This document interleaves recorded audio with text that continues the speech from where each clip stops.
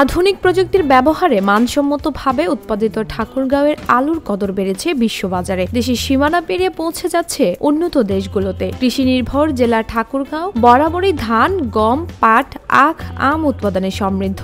আন্তর্জাতিক বিশ্বে নিয়মিত বাজার তৈরি হলে এ জেলার অর্থকরী ফসলের তালিকায় আলুও যুক্ত হবে। চলতি মৌসুমে মধ্যপ্রাচ্য, দক্ষিণ পূর্ব এশিয়া এবং ইউরোপের কয়েকটি দেশে এখানকার আলু রপ্তানি শুরু হয়েছে। প্রতিনিয়ত তাকে আরও ছড়িয়ে দেওয়ার চেষ্টা চলছে।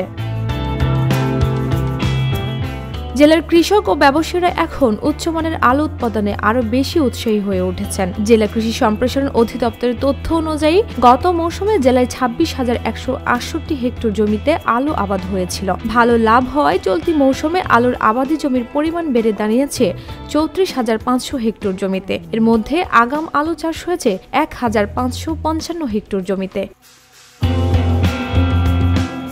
এদিকে জেলার সদর উপজেলায় গত বছর 14,270 হেক্টর জমিতে আলুর আবাদ হয়। এবছর আলুর আবাদ হয়েছে 17,175 হেক্টর জমিতে। সদর উপজেলা কৃষি বিভাগের তথ্য অনুযায়ী চলতি মৌসুমে শুধু এ উপজেলা থেকে 115 মেট্রিক টন গ্রানোলা জাতের আলু নেপালে রপ্তানি হয়েছে। সানশাই জাতের 45 মেট্রিক টন আলু রপ্তানি হয়েছে মালয়েশিয়াতে।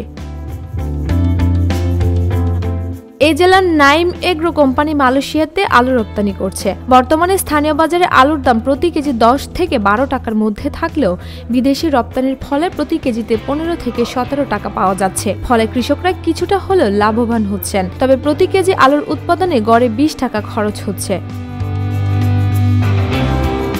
ডেস্ক রিপোর্ট, ভোরের পাতা।